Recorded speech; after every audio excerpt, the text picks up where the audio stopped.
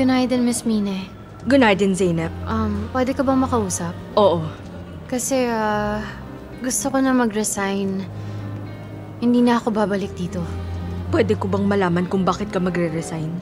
Hindi kaya meron kang sakit o may problema sa pamilya? Wala. So bakit ka nga ba magre-resign?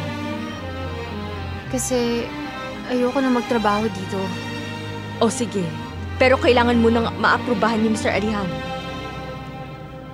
Pero kailangan ba talagang aprubahan ni Mr. Alihan? Zeynep, kailangan kasi nakapagtrabaho ka dito dahil kay Mr. Alihan.